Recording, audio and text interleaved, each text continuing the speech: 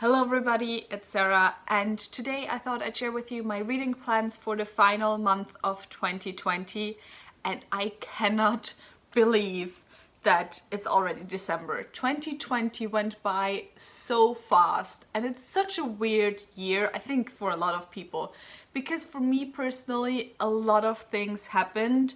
Like, for example, I finally finished my bachelor's in cultural and social anthropology, and I'm now a master's student. So there's a lot of stuff and a lot of success that I had this year. At the same time, I feel like I haven't lived this year because I spent so much time inside. So it's, it's a weird feeling. But anyway, let's get into the books that I plan on reading in December. There's 13 of those, which seems achievable with the crazy reading that I have done in October and November. So actually, I'm not too scared about this TBR this month, and let's hope I can just hit it out of the park, the very last TBR of the year 2020. First, I have two books that I'm kind of rolling over from my November TBR. The first of those is Send Me Their Souls by Sarah Wolf, which is the last book in the Bring Me Their Hearts trilogy. In this series, we follow Zara, I think that was her name, and she is a heartless. That means her heart is held by a witch, and this witch can force her to do anything that the witch wants her to do. And so Sarah one day is sent to the capital of the humans to literally steal the heart of the prince, to also make him a heartless, so that hopefully in the maybe upcoming war between witches and humans, the witches have a pawn in their hands. And I really enjoyed the first two books. They were just easy, fun YA high fantasy reads, and so I'm excited to finish this trilogy. Another trilogy that I plan on finishing is the Poppy War trilogy, and so I do plan on reading The Burning God by R.F. Kuang in December. This was also on my November TBR, but honestly, with studying and everything, I just cannot see myself getting around to this in November still, although maybe I'll start it in November. And yeah, as you know, I'm not the biggest fan technically of the Poppy War series. I have a lot of mixed feelings about that series, but I'm still excited kind of to see how the series ends, and maybe I'll end up making a video just on my final thoughts.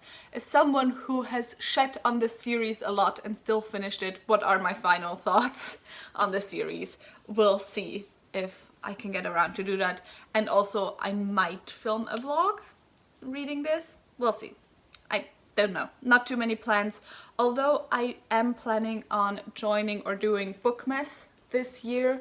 So I do have a lot of video ideas that I still need to come around to. I mean, I have a lot of video ideas, but there's a lot of videos I have to film in December. So filming probably 3 videos on The Burning God might be a good idea. So who knows? So now, as for the books that I'm not bringing into my TBR from November, first let's get the obvious ones out of the way. Season of Storms by Andrzej Sapkowski, the last book that I have still left to read in the Witcher series. This is not part of the main story arc of the Witcher series. This is a standalone just following Geralt, and that's all I know about this book. And I hope I enjoy it more than the last few books in the general story narrative of the Witcher series, because I did enjoy the short stories way more than I enjoyed the main, series. So I have some hopes for this book, although not too high hopes. And then also, of course, I always have my Wheel of Time book on my monthly TBR. This month it's Knife of Dreams, which is the 11th book in the Wheel of Time series. And again, since I'm not too fussed yet about my December TBR, too stressed about it, I might actually get to the prequel, which is New Spring, because I have heard you're supposed to read it either after book 10 or book 11. So we'll see if I can get to that one as well. Let's stay with adult high fantasy. Of course, I also, as always, have the buddy read from my book club of Queens, Witches and Valkyries, in which we read one adult high fantasy written by a woman per month. that I have to read this month. I will leave all the links to the book club if you're interested in joining down below, so definitely go and check them out. I so far had only highs in the books that we chose. Like, there wasn't a single book so far that we chose that I absolutely didn't like. But anyway, this month I am very excited. I think the most excited so far for any of the reads that we chose for the book club, and that is Black Sun by Rebecca Roanhorse. I have heard so many amazing things about this book, but even aside from that, just the concept I absolutely love as well, because this is set in a pre-Columbian American inspired world, and there's like prophecies and stuff, and just sounds so good. I don't know what the exact plot is, but I just know that I'm really excited to get to it. Also, I really love this cover. Like, I usually don't like too realistic covers, especially in fantasy, but I really love this one. Another high fantasy I want to read is Bloody Rose by Nicholas Ames, which is the second book in the Band series. And I have read Kings of the Wild, which was the first book earlier this year, and I really enjoyed it. So I definitely still want to get to Bloody Rose this year and just like catch up with the series, because these are the only 2 books out so far. And this series is kind of high fantasy, very classical inspired high fantasy, but inspired by different eras in popular music. And the first book I think was kind of inspired by rock music from the 70s, 80s, I think. And this one is more like music from the 90s style. I might be really wrong though.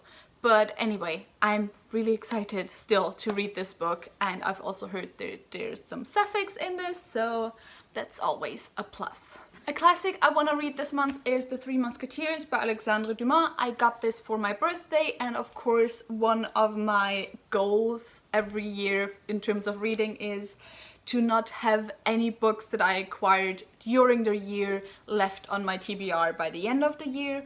So I do want to read The Three Musketeers. I read The Count of Monte Cristo earlier this year, and I really enjoyed it. It's one of my favorite books of the year.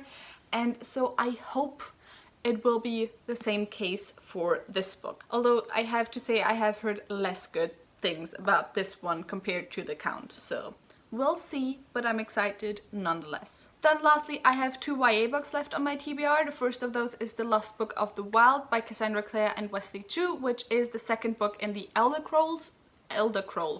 Scrolls series.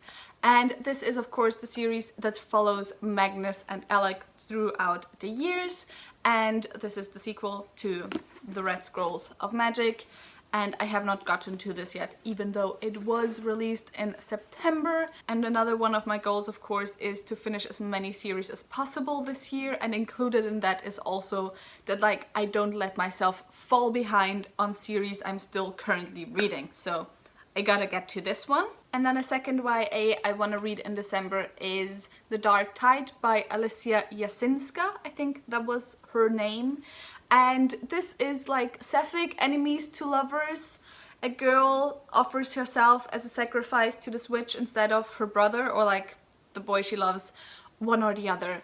And it sounds amazing, so I really want to read it, and I'm sure I'll absolutely love it. I've also heard a lot of good things about this book. So I have one last question mark for a reread on this TBR, and that is I kind of want to start my reread for the Percy Jackson and the Olympians series by Rick Riordan.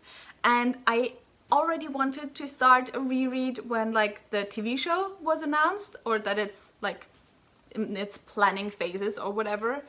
And now something happened last weekend or last week, last week.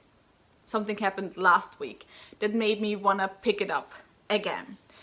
And that is, I have a bit of a story time with that, but I have a little sister and we do have the same father but not the same mother, so I guess she's my half sister, but I don't really make that distinction. Like, I love her, she's my sister. That's all there is to it. And she is 10 years old and has been reading Harry Potter this year for the first time and finished the 7th book about a month ago.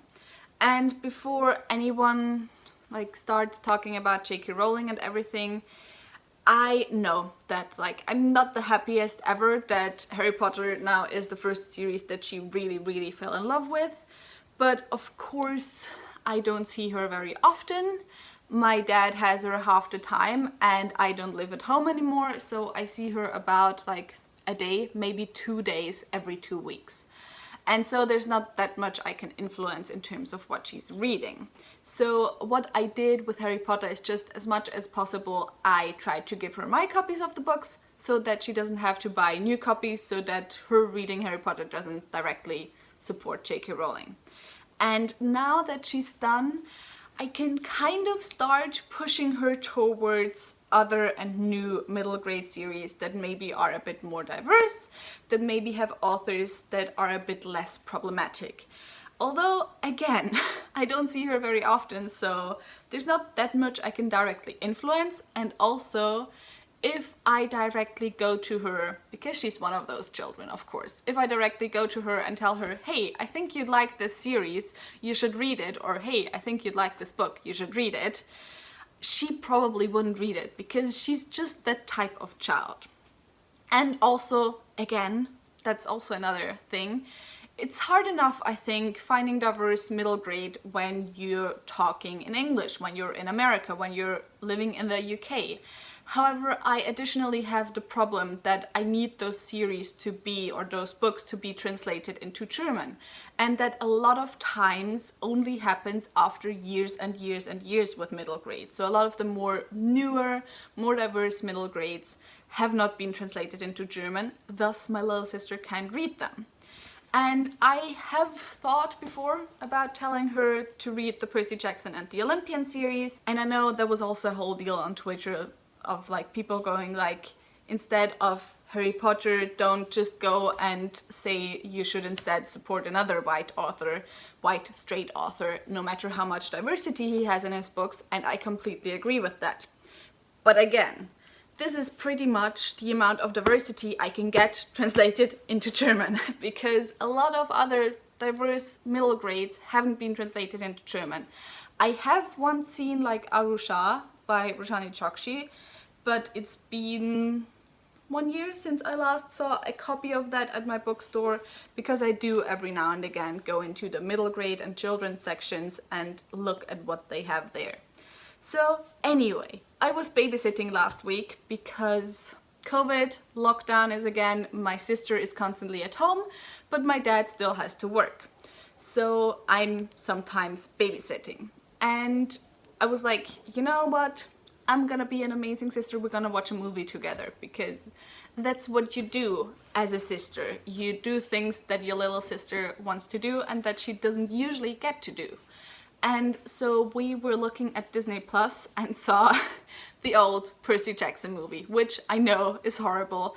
I mean, I kind of like it a little bit, like the first movie. I saw it before I ever read the books. So, you know, it's still bad if you haven't read the books, but it's not as bad. And my little sister was like, is this a scary movie? And I was like, it's not scarier than any of the Harry Potter movies. And so she wanted to watch it, and I took that as a chance to be like, hey, you could also read the books. And so now she's probably going to get the Percy Jackson box set from me for Christmas, and rewatching the movie, which I cannot believe I put myself through that just to find something that my little sister will read instead of Harry Potter, because until then she had had the plans of just restarting the entire series again, like until infinity, I guess. But yeah, I put myself through Percy Jackson in German, which, never do that. Please, never do that. If you think dialogue is cringy in English, it's 10 times worse, at least, in German. But yeah, long story short, rewatching the movie made me want to reread the books, because I have only read them once so far, and I did really enjoy them, and I kind of want to reread these books as well as the Heroes of Olympus, so that I can then finally go on to the Trials of Apollo. And that's basically all I wanted to talk about. That was the story time, the very, very long story time. So now let's move on to my TBR jars. Let's start with my normal TBR jar. As always, I will pull 3 books out of this jar, and then during the month I'll just decide which of the books I want to read the most. The first book I pulled from my jar is The Physician by Noah Gordon, which is quite a chunky book. I do have a few chunkers on my TBR already this month, so I don't know if I'll feel like reading another 700 plus 800 page book, 800 plus page book. So we'll see about that. Pull number 2 is Lady Gregory's Complete Irish Mythology. I have to say, out of all the books that are in my TBR jar, this one loves me the most. I think last year and this year altogether I have pulled this from my jar at least 6 times probably. But yeah, I do kind of want to read this month. I have read like in November, this month, next month.